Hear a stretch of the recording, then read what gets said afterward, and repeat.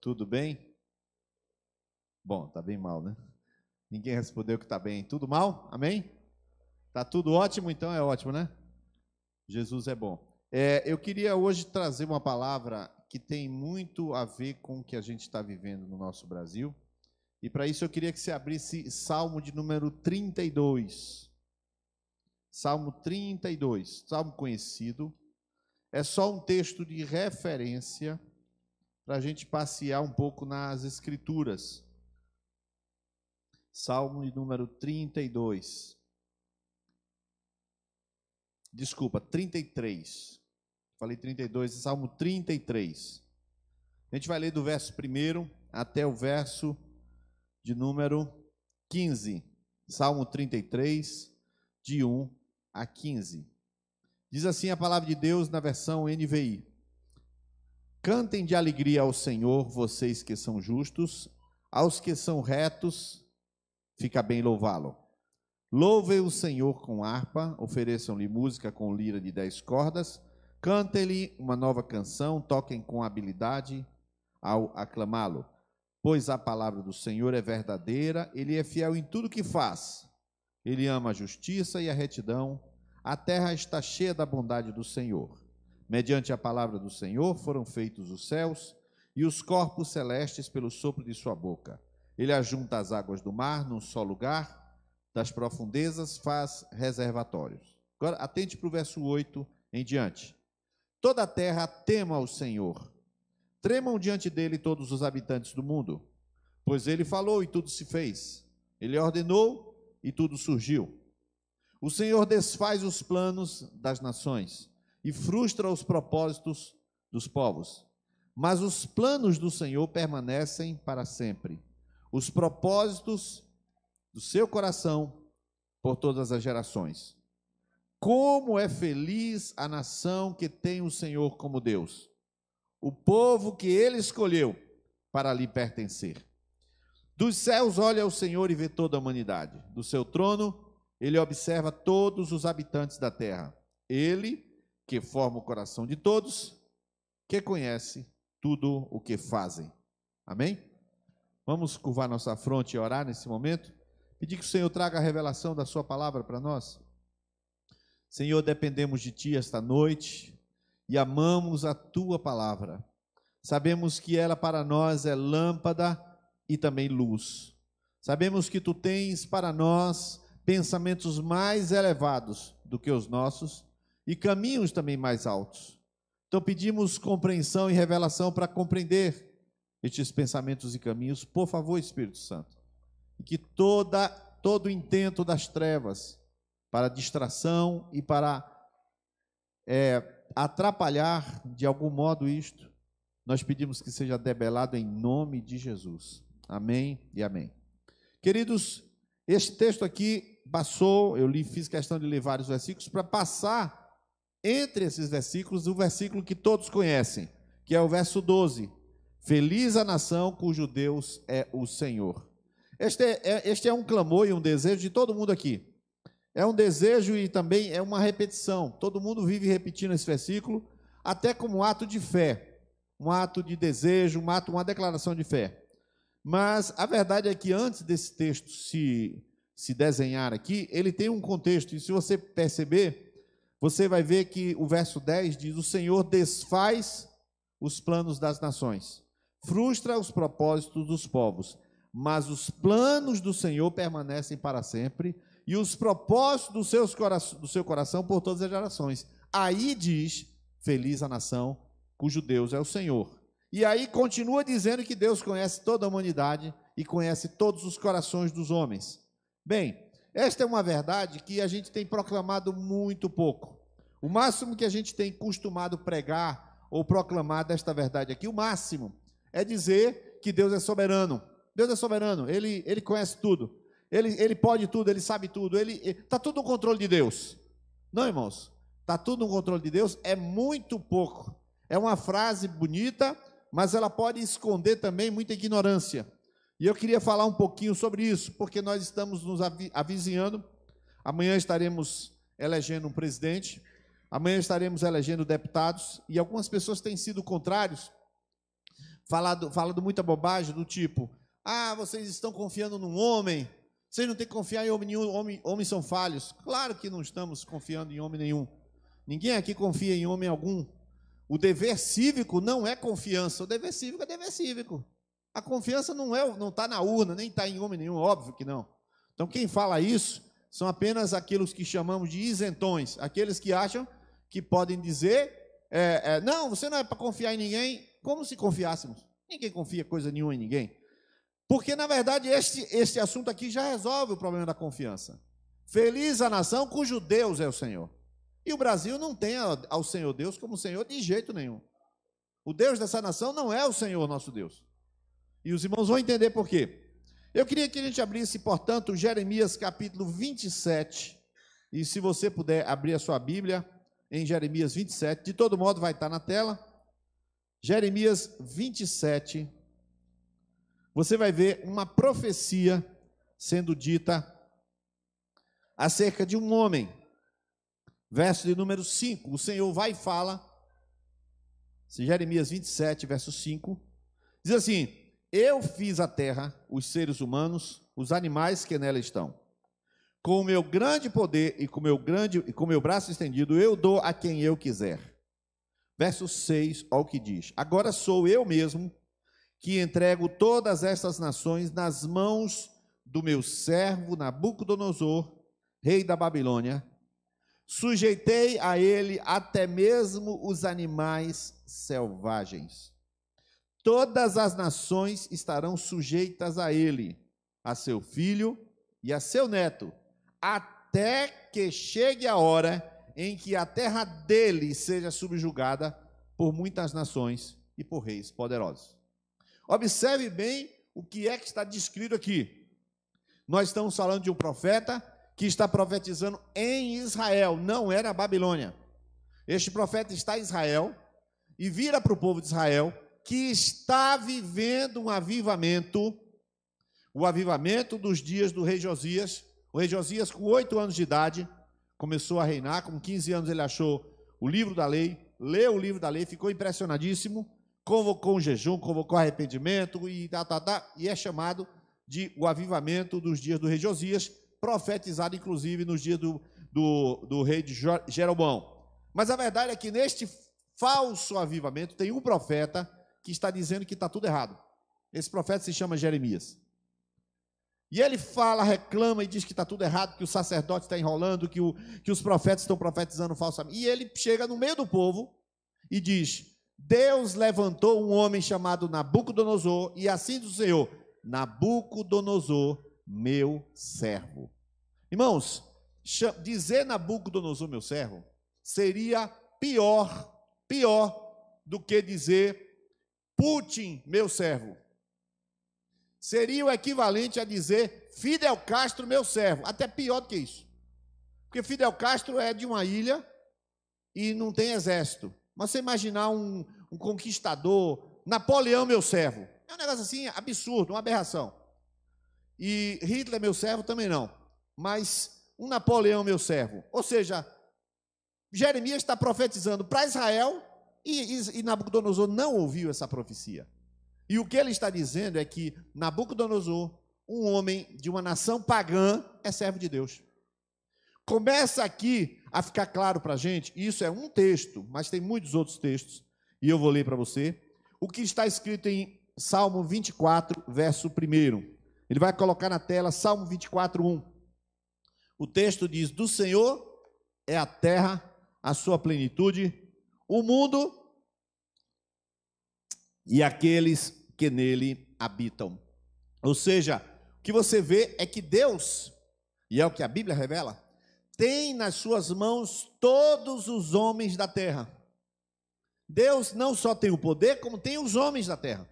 Ele forma, ele cria os reinos, ele cria os reis. E isso que eu estou te dizendo, você não está entendendo e não vai entender. Não consegue entender e não é para entender mesmo, é para saber. Se você quiser entender qual é o papel de Cuba na geopolítica, de acordo com a vontade de Deus, você vai entender quando morrer e chegar no céu.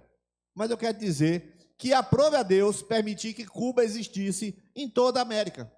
Por quê? Não sei. Eu não sei. Deus tem algum propósito e Deus realiza as coisas, porque todos os seres humanos são dele. Todos são dele. Essa que é a questão. Salmo 119, verso 91, diz uma coisa séria. Salmo 119, verso 91, fala assim: conforme a tua ordenança, tudo se mantém até hoje. Você pode ler o restante do verso ali, se estiver na tela, está na tela?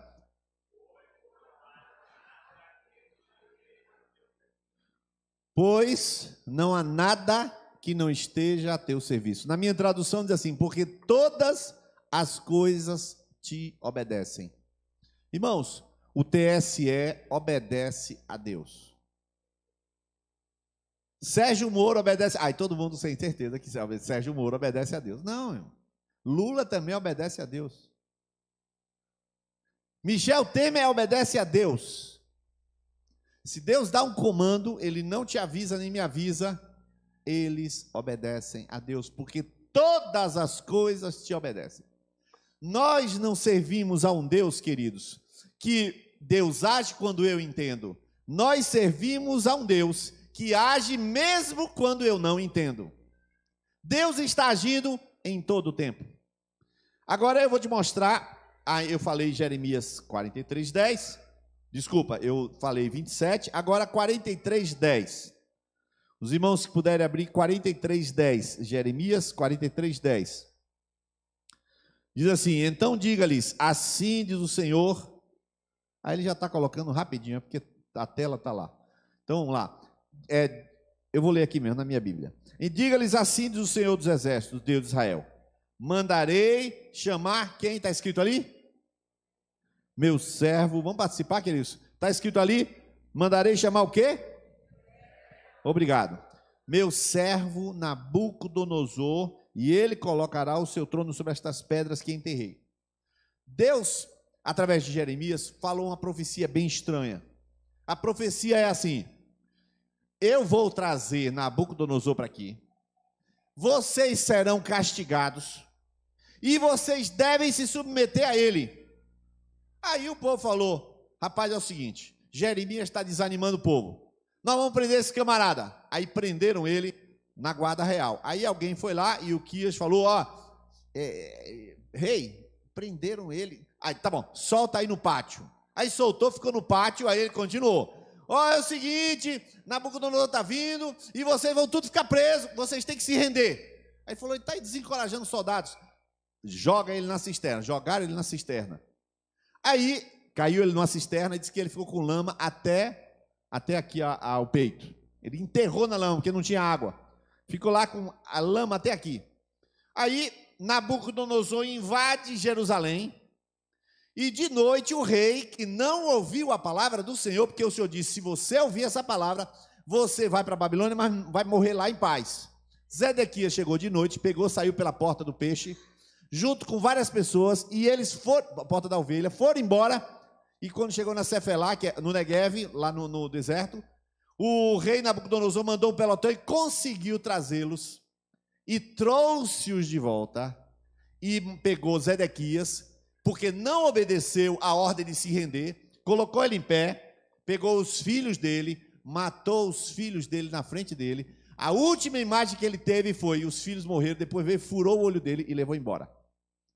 Ou seja, ele ia ficar vivo, mas não obedeceu a ordem de se render, então ficou. Mas Deus está falando que esse cara, que tocou fogo em Jerusalém e levou todo mundo embora, se chama Nabucodonosor, meu servo.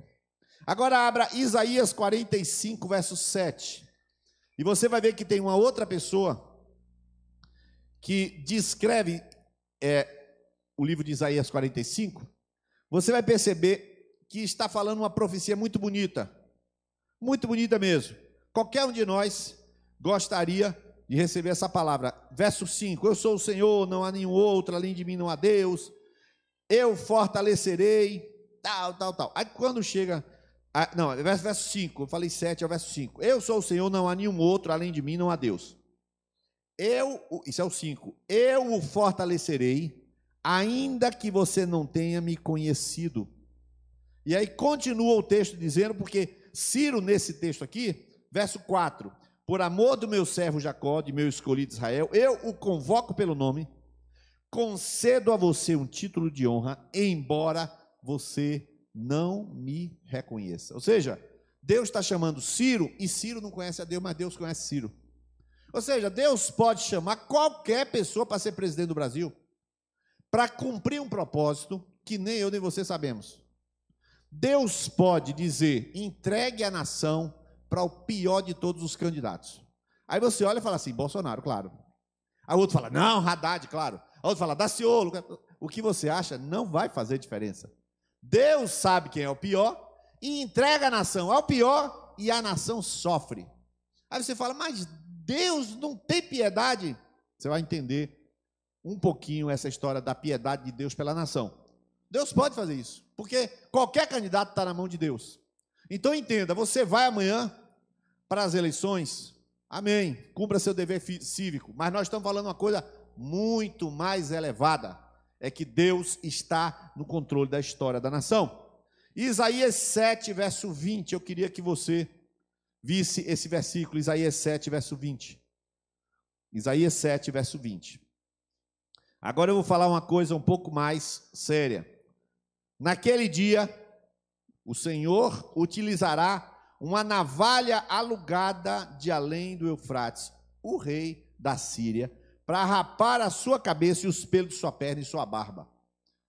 O nome do rei, não sei, aqui não está escrito. Mas só que Deus usou um apelido para o cara, minha navalha alugada. Eu vou levar vocês tudo para o barbeiro e vou raspar vocês tudo aqui com a minha navalha alugada, o rei da Síria. Ou seja, Deus tem alguns propósitos quando Ele está utilizando-se das nações, que Ele pode usar certos nomes ou certos apelidos, seja como for, e nós de novo não compreendemos. Agora, Jeremias 30, verso 23 e 24. Agora a coisa empena. Jeremias 30, verso 23 e 24. Agora a coisa empena. Porque pode estar acontecendo, e aí você vai ver aqui, Jeremias 30, verso 23 e 24. Vejam a tempestade do Senhor. Sua fúria está solta. Um vendaval vem sobre a cabeça dos ímpios. Agora ao 24. A ira do Senhor não se afastará até que ele tenha completado os seus propósitos. Em dias vindouros, vocês compreenderão isso. Olha só. Deus derrama e determina uma ira e uma justiça, e a gente não compreende. E Ele faz com que essa ira se mantenha até que Ele tenha cumprido um propósito. Irmãos, essas coisas aqui são coisas muito elevadas, e essas coisas são coisas divinas, são planos e propósitos que são muito altos para a cabecinha pequena do homem. Os meus caminhos são mais altos do que os vossos, os meus pensamentos são mais elevados do que os vossos. Deus está realizando algo que nenhum de nós sabe. O que é que Deus está fazendo? Irmãos, a nossa nação, ela tem aproximadamente 12 mil quilômetros. Não chega a 12 mil não, tá? Mas eu estou somando as fronteiras marítimas também. Os Estados Unidos têm 2.500, 2.700 mil quilômetros de fronteira com o México. Nós temos 12 mil. Quando é que nós vamos fechar as nossas fronteiras para a entrada de drogas na nossa nação? Nunca fecharemos. Nunca. A droga vai entrar e vai continuar entrando. Tem uma pessoa aqui que trabalha em delegacia e disse que 90%, essa informação eu confirmei com outras pessoas, 90% das ocorrências dos hospitais com arma de fogo, 90% estão ligadas à droga. 90%. Não são coisas simples. A violência começou a entrar na nossa nação. E essa semana e não só a violência, a perniciosidade. Essa semana eu recebi um vídeo de uma escola. Eu vou falar aqui porque eu não tenho coragem de mostrar. Mas eu recebi esse vídeo de uma escola em que as crianças estavam todas em pé e era com professoras, eu vi. E os rapazes pegavam um objeto, simulando um órgão genital, colocavam este objeto em uma fila de uns 6 meninos e se ajoelhavam meninos e meninas para fazer sexo oral com aquele objeto, e todo mundo gritando, e as professoras estavam ensinando a fazer sexo oral na escola. Eu não tive coragem de compartilhar o vídeo, de tão baixo que não tinha pornografia no sentido direto, mas no sentido indireto, era tão baixo. Elas estão praticando ali nas escolas. Essas coisas começaram a entrar na nossa nação, e nós aqui, irmãos, nós aqui somos povo de Deus. Você vai perceber que nós não estamos debaixo desse juízo. Depois eu explico isso. Mas nós fica indignado. Só que Deus não fica indignado. Deus decide julgar a nação. Não se trata de Deus levantar de mau humor, porque Deus não dorme. Deus simplesmente decide mandar Nabucodonosor contra a nação. E não existe essa história de você achar que Deus está errado. Deus ainda levanta profeta. Amós 3, verso 7, procurei. Amós 3, 7, eu não tinha citado no esboço. Tem um versículo que diz isso. Certamente o Senhor soberano não faz coisa alguma sem revelar o seu plano aos seus servos, os profetas. De repente, Deus fala comigo, fala com outros, fala com muita gente. O que é que está acontecendo na nação? Deus fala. Agora você não sabe o que é. Deus disse, não, eu vou lançar juízo sobre essa nação por causa disso, disso, disso. Irmão, quando uma Rede Globo lança uma novela com aceitação, uma taxa de assistência de 37% a 48%, a taxa de aparelhos ligados, e aquela novela é acolhida pelo povo brasileiro, digamos, metade do povo brasileiro está assistindo aquilo ali e se divertindo com aquilo ali, você acha que Deus vai ficar parado e passivo diante da iniquidade? Não, queridos. Deus determina o juízo e vai chamar os Nabucodonosor que nem o conhecem, que se chama Venezuela, Maduro, seja quem for. Aquela nação da Venezuela não é uma nação que está sofrendo porque o comunismo entrou, ela está sofrendo através do comunismo, mas ela está sofrendo porque Deus quis. Deus determina reinos e nações. Eu me lembro na época em que aquele Uri Geller entortava colher. Quem pegou essa história? Quem pegou? Entortava colher. Aí alguém veio me mostrar quem era Uri Geller. Aí ele entortava, fazia na televisão, o pessoal na frente da televisão, a gente aqui, lá, entortava a colher do lado de cá. Aí eu falei, rapaz, o negócio está feio mesmo. Aí eu fui conhecer uma pessoa e ele disse assim, todo ano tem um congresso nacional, congresso internacional de bruxos na Venezuela, é onde mais tem bruxo no mundo, na Baía de Maracaibo, depois você pesquisa aí. E ele disse, o último congresso, num teatro, o camarada, cada um fez o seu, o Uri Geller tinha ganho do ano anterior, mas nesse ano em que aconteceu aquele congresso, o bruxo lá da Venezuela, ele fez descer fogo do céu, ele simplesmente fez aparecer fogo do céu. A bruxaria, a prostituição, um monte de coisa. Aí vem o juízo e a gente pergunta, meu Deus, você sabe quantas pessoas já saíram da Venezuela? 2.300.000 pessoas.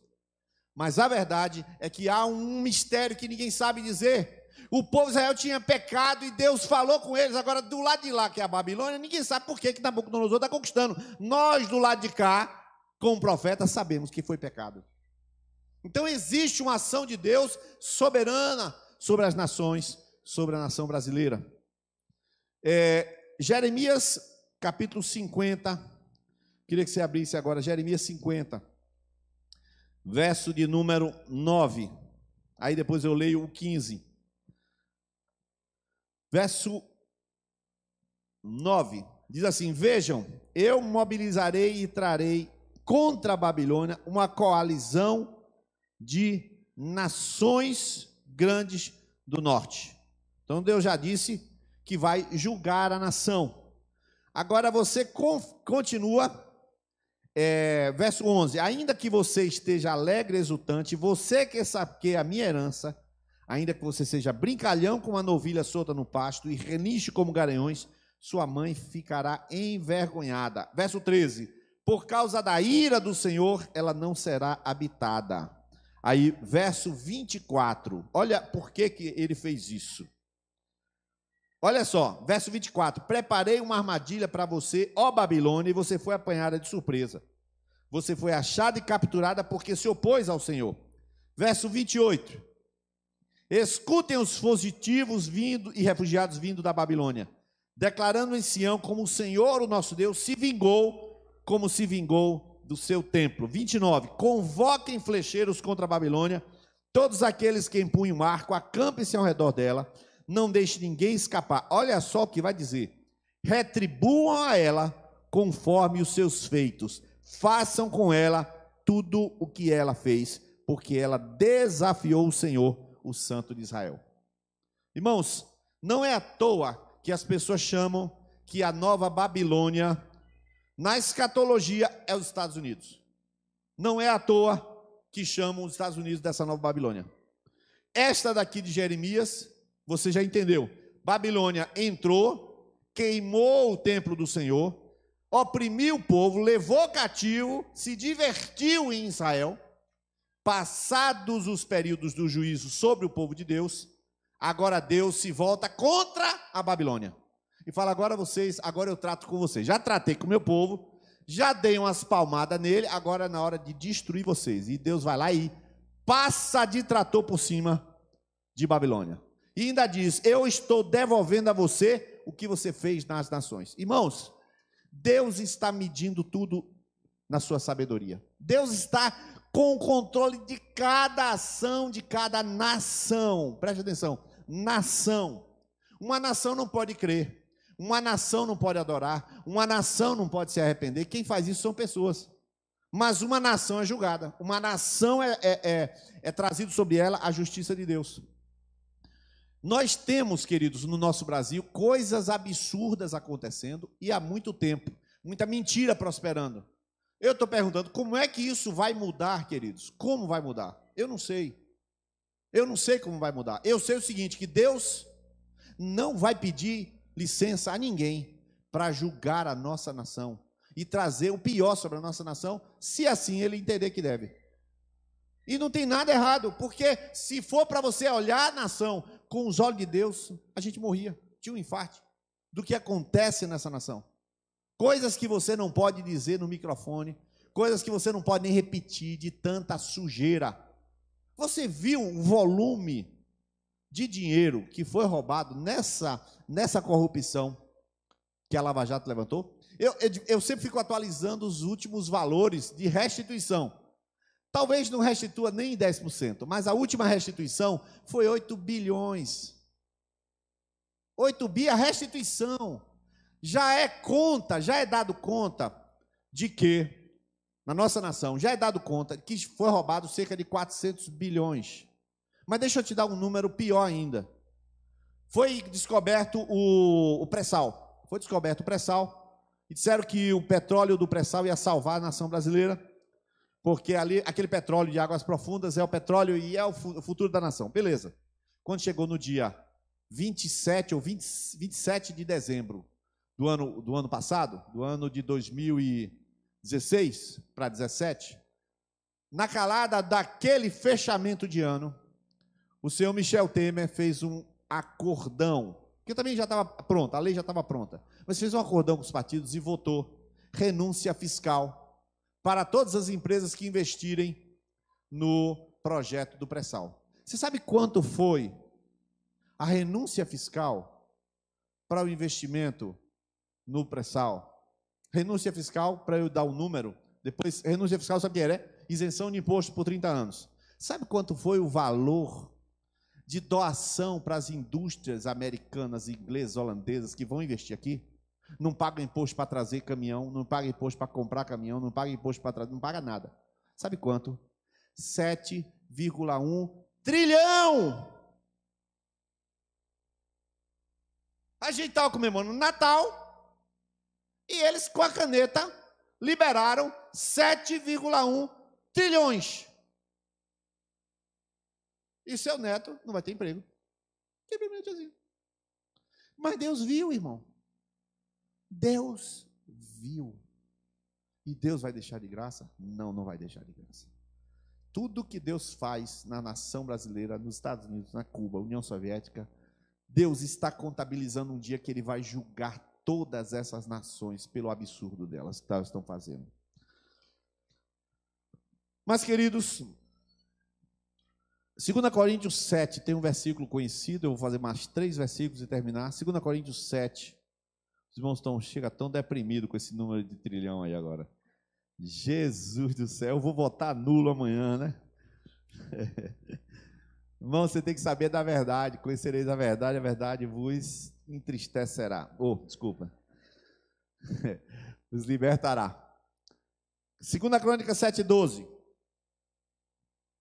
Se eu fechar o céu para que não chova, ou mandar que os gafanhotos devorem o país, ou sobre o meu povo enviar uma praga, e se o meu povo, esse é o 13, né? Verso 14, se o meu povo, que se chama pelo meu nome, vamos ler esse texto aí, queridos, vamos ler esse texto. Se o meu povo, que se chama pelo meu nome, se humilhar e orar e buscar a minha face, e se afastar dos seus maus caminhos, dos céus o ouvirei, perdoarei o seu pecado e curarei a sua terra. Aleluia. De hoje em diante os meus olhos estarão abertos, os meus ouvidos atentos às orações feitas nesse lugar. Irmãos, esse versículo ainda não é muito bom. Ainda tem coisa melhor do que isso. Este versículo aqui, ele é um versículo para Israel. Porque observe bem, nós estamos um nível acima. Só para você ver. A nação de Israel, ela sai do Egito e recebe uma terra prometida. A nação de Israel passa pelo Sinai e Deus faz uma aliança com eles. De modo que a nação de Israel continua sendo a nação de Deus. Continua até hoje. É uma nação geográfica. Não é essa Israel que está lá na nação de Israel, mas isso é outra história. O que importa é a nação de Israel que Deus fez uma aliança com Moisés. E, além disso, é uma nação que tem uma terra. Então essas duas coisas acontecem. Essa aliança em Moisés tem uma terra e tem um povo. Não é o nosso caso. Não é o nosso caso. Nossa pátria não está aqui na terra, irmão.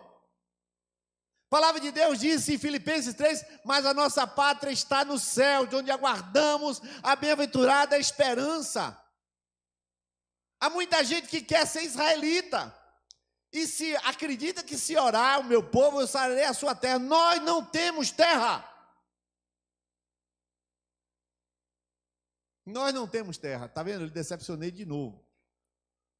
Irmãos, é isso aí. Nós não temos terra. Nossa pátria não é o Brasil. O Brasil não precisa melhorar com as nossas orações. Ele pode melhorar. Mas uma coisa eu lhe digo.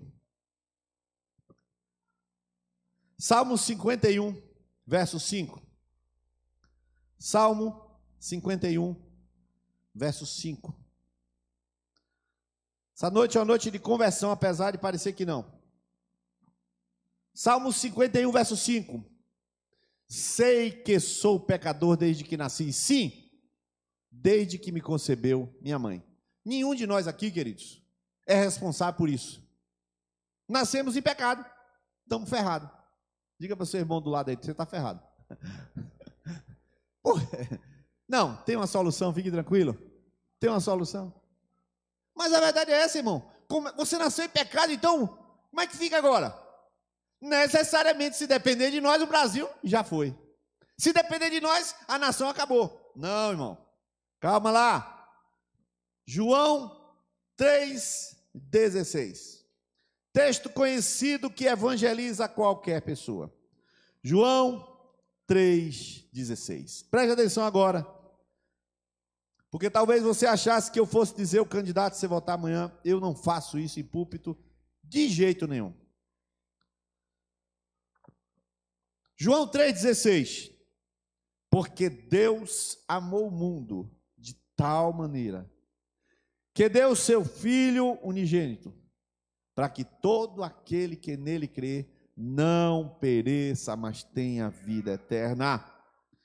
Porque Deus enviou o seu Filho ao mundo, não para condenar o mundo, mas para que o mundo fosse salvo por meio dele. Só que, aí só que foi eu que botei, tá? Só que quem nele crê, não é condenado. Mas quem não crê, já está condenado por não crer no nome do unigênito Filho de Deus. Preste atenção agora. Nós temos uma cidadania e vamos votar amanhã. Nós temos que votar de acordo com o que acreditamos. Por quê? Por que temos que votar? Bem simples, bem simples. Nós estamos aqui, nós somos sal e luz. Então nós salgamos com aquilo que cremos e aquilo que somos. Você tem que votar naquilo que é paralelo à Bíblia. O que a Bíblia diz, você vota. O camarada defende o aborto, não vota. Ah, mas eu gosto dele, não vota. Tenho tanto amigo, irmão. Semana eu estava lá em casa, toco o telefone, um monte de pastor. Niles, vou passar para fulano aqui. É candidato, sei lá, tal. Aí eu digo, rapaz, já tem um candidato. Não, eu vou passar. Ô, meu querido. Então, eu sou presidente do partido e conversa vai. Como é que está seu pai, não sei o quê. Ele é o suplente de João Duval Carneiro, não sei o quê e tal. E conversa vai pedir o meu voto. Eu falei, rapaz, eu vou botar lá no Face. Se alguém votar, votou. Mas eu já tenho um candidato. Aí falei assim, não, mas vote mesmo. Candidato não vai faltar. Só que eu tenho minha convicção e você tem sua convicção. Eu lhe ensinei a ter convicção naquela quinta-feira. Você já podia ter, já tinha também, claro. Mas perceba, nós temos essa dimensão da cidadania, mas nós temos uma outra dimensão. Deus amou o mundo de tal maneira que deu o seu Filho para que todo aquele que nele crê não pereça. Irmão, o juízo de Deus não está sobre mim. O juízo de Deus não está sobre o povo de Deus. O juízo de Deus está sobre aqueles que não creem em Jesus Cristo. Deus determinou juízo sobre as nações e vai fazer isto. Mas Deus determinou Jesus para aqueles que seriam julgados. Então Deus disse assim, eu tenho um remédio para você não ser julgado. O nome desse remédio é Jesus Cristo. Se você tomar este remédio, você vai ficar curado. Ou seja, a doença vai pegar em todo mundo, mas você não vai sentir o efeito da doença. De vez em quando você sente uma respingada assim, outra respingada, mas você não vai ser alvejado por essa doença. O sujeito faz o quê? Não, eu não quero. Aí o outro disse, eu quero, pode tomar. Aí, quem nele crê não é condenado, passou da morte para a vida. Aleluia! Você não está sujeito ao juízo de Deus sobre o Brasil. Ah, mas não sou brasileiro. Você é mais do que brasileiro, você é um cidadão do céu, a sua pátria está no céu. Você não pode ser um alienado. Você fala assim, seus otários, passe fome aí, azar de vocês, eu sou do céu. Você não pode fazer isso. Você não pode fazer isso porque seria falta de compaixão. E compaixão é patos, com patos, você sofre com. Então, o sofrimento de lá, você sente de cá e você colabora, coopera. Mas, a verdade é que nós não estamos sob o juízo de Deus, sobre os Estados Unidos, sobre isso e sobre aquilo. Deus vai julgar os Estados Unidos. De onde vem a pornografia? Estados Unidos. Qual é o maior consumidor de drogas do mundo? Estados Unidos. Qual é a nação que tem mais missionários do mundo? Estados Unidos. Eu vou contar só essa história e concluir. No século XV, você já ouviu falar de um comandante do Drake, de um piloto chamado Drake. 1580, uma batalha do Canal da Mancha, a armada inglesa, 197 navios, uma armada poderosíssima. A partir do século XVI, a armada inglesa começa a ficar tão forte. E aí ela começa a trazer todo o ouro, porque ela dominava o oceano do Caribe, o Oceano Atlântico, e trazia todo o ouro para a Inglaterra. A Inglaterra ficou rica. A Inglaterra ficou riquíssima. A Inglaterra era a nação mais rica, tinha mais ouro, tinha mais esquadras, tinha mais navios, e lá ia o ouro todo para a Inglaterra. O que aconteceu? Deus enviou exatamente no século XVII, início do século XVII, um poderoso avivamento na Inglaterra. O que aconteceu com esse avivamento? Mandou para os Estados Unidos, no início do século XVIII, que em 1778 foi a independência dos Estados Unidos, na faixa do início do século XVII, final do século XVI, mandou para os Estados Unidos no fim do século XVII, início do século XVIII, mandou para os Estados Unidos, para aquela costa, lá para Pittsburgh, lá no norte dos Estados Unidos, mandou uma grande massa de pessoas ricas, que traziam as suas riquezas da Inglaterra. Eles chegaram nos Estados Unidos e fundaram a Constituição, e a Constituição está lá, aquele nome, Deus, né? God saves, né? Deus salve a América. A fundação dos Estados Unidos foi toda baseada na palavra de Deus. O pregador George Whitefield pregou e 1/7 dos Estados Unidos se converteu. Metade dos Estados Unidos ouviu a pregação dele. 1/7 dos Estados Unidos se converteu. Todo fundado no Evangelho. A nação prosperou de tal modo que 30% de todos os missionários do mundo são missionários americanos. Isso agora, porque nos anos 80 tinham 225 mil missionários no mundo, 150 mil eram americanos, 75 mil do restante do mundo todo. Como é que pode? Tanto missionário, claro, Deus pegou a riqueza, deixou na Inglaterra, avivamento, missões. Levou a riqueza para os Estados Unidos, avivamento, missões, pregação do Evangelho. É assim que funciona. Deus move a riqueza, Deus move os reinos, Deus move as coisas como quer. E Deus, esta noite, está perguntando àquelas pessoas que entraram aqui, que são brasileiros somente, que nasceram do pai e da mãe somente, que nasceram, como eu li em Salmo 51, em iniquidade você foi formado. Você é um brasileiro típico, aquele que nasceu em pecado, mas só brasileiro. Eu quero dizer para você que existe uma outra cidadania e uma outra nacionalidade à sua disposição. Existe uma eleição esta noite para Senhor e Salvador da sua vida. Existe uma eleição esta noite, e que não se trata de saber quem tem a melhor proposta, e sim de quem tem a única proposta que transforma a sua vida. Jesus não tem a melhor proposta, Jesus tem a única que modifica você e arranca você da condenação. Estou lhe fazendo uma ameaça. Epa, exatamente, estou lhe fazendo uma ameaça.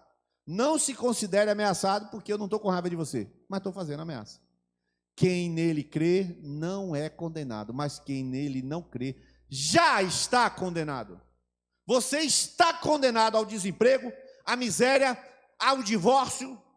Você está condenado à depressão, você está condenado à doença, você está condenado a todo tipo de miséria. Não sou eu que estou dizendo.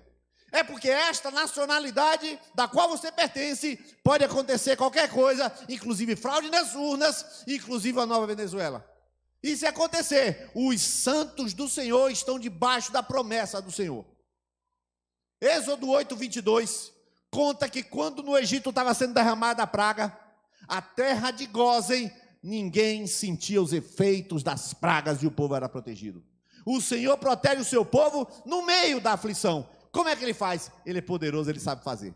Morre um crente ali, morre um crente acolá, morre mais um ali, mas o povo de Deus é protegido no meio da tribulação. Aqueles que morrem têm que morrer mesmo, porque derramando sangue, o Senhor ainda usa o sangue deles para a conversão de outras pessoas. Ou seja, Deus nunca perde. Nem quando ele resolve que um dos seus vai morrer, Deus perde. Nem quando resolve que um dos seus vai perder a vida, este alguém serve de sangue, de testemunho para a salvação de alguém. E a mensagem é a mesma. Esta pátria está condenada, mas Jesus Cristo trouxe para você libertação e transformação. Esta noite é noite de salvação. Essa noite não é noite de Bolsonaro, essa noite não é noite de Radar, essa noite não é noite de Ciro, essa noite não é noite de Cabo da Ciolo, essa noite é noite de Jesus Cristo. Quem pode salvar a sua vida não é Bolsonaro, não é nenhum candidato, é Jesus Cristo, tirando você desse Brasil, e os fogos confirmam o que eu falei. Vamos ficar de pé agora em nome de Jesus. Aleluia! Você pode aplaudir ao Senhor?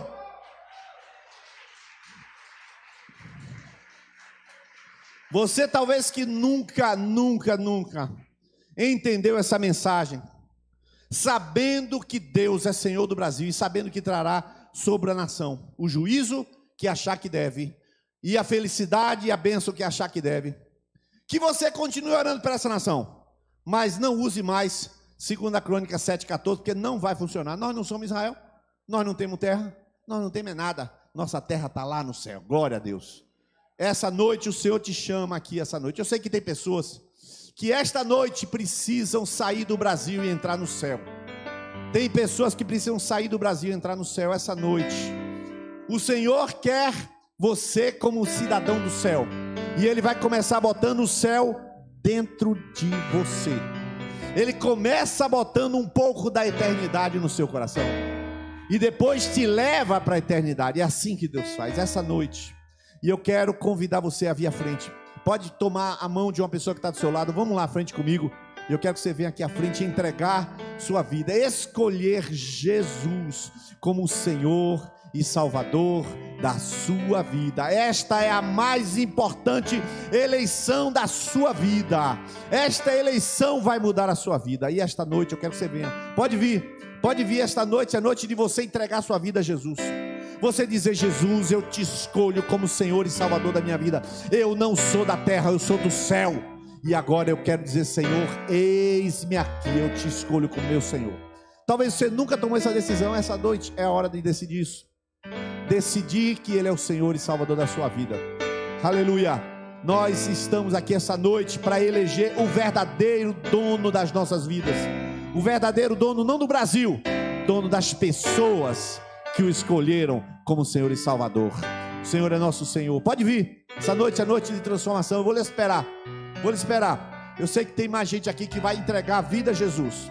Entregar a sua vida a Jesus. Chama a pessoa e venha. Chama a pessoa. Você tem uma pessoa, você tem um amigo. Você sempre vem com um amigo. Oh, querido, Deus falou comigo essa noite. É noite de conversão. Eu vou eleger Jesus. Senhor, me fez entender.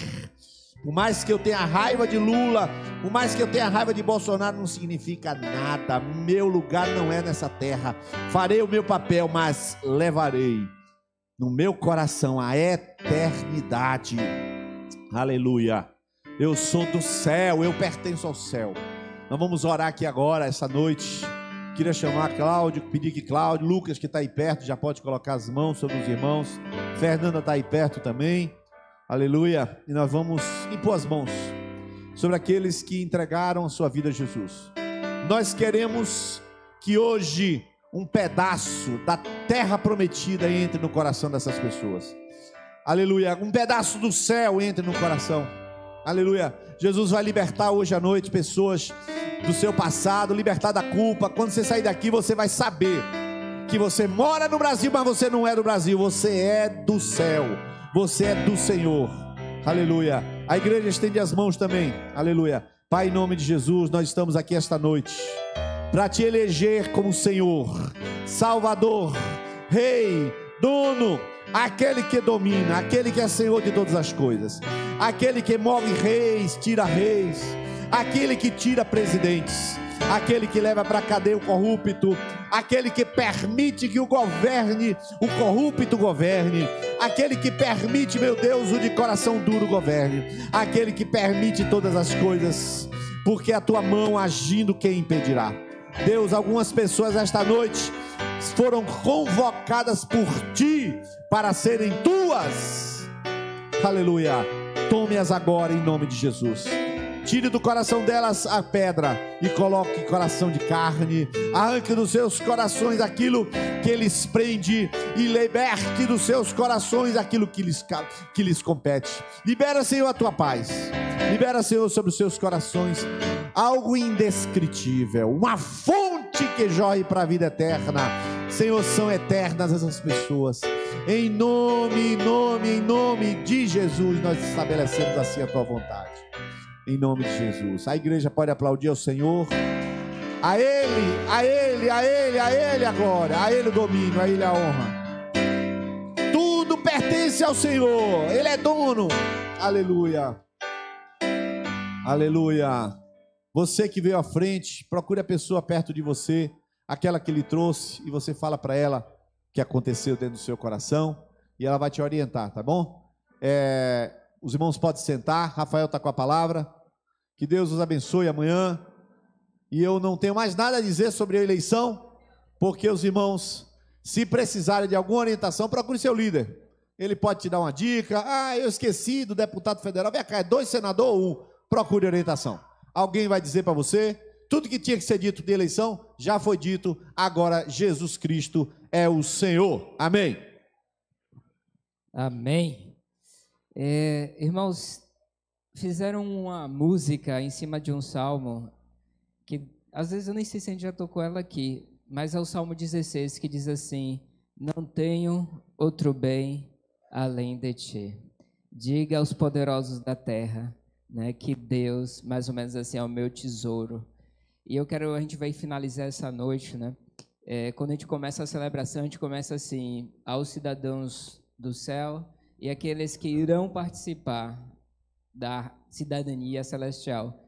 E quando a gente termina a celebração, pelo menos eu termino com a convicção que a gente só sai os cidadãos dos céus. Eu sei que vieram pessoas aqui pela primeira vez, eu digo para você, foi a melhor decisão da sua vida e vai mudar a tua história radicalmente. É só o começo.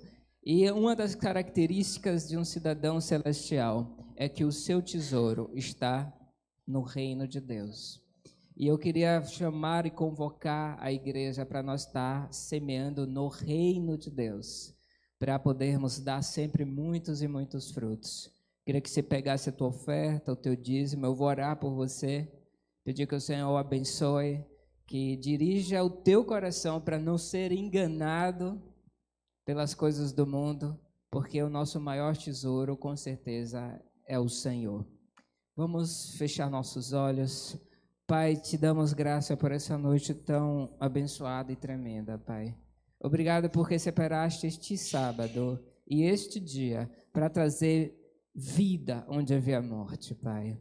Obrigado, Jesus, porque Tu tem nos ajudado a ser uma igreja generosa, uma igreja que tem o Senhor como objetivo de crescimento, de alvo de vida. Por isso eu peço que abençoe ricamente a mão dos Teus filhos, para tudo que eles fizerem, não só prosperem, mas prosperem para a glória do Senhor, Pai. Abençoa todos aqueles que irão trazer os seus trabalhos, seus negócios, e que haja sempre multiplicação.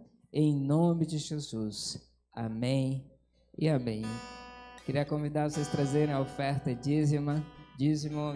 Deus abençoe. A gente vai estar aqui louvando com o ministério e que te dê uma boa semana, uma excelente semana e uma excelente eleição.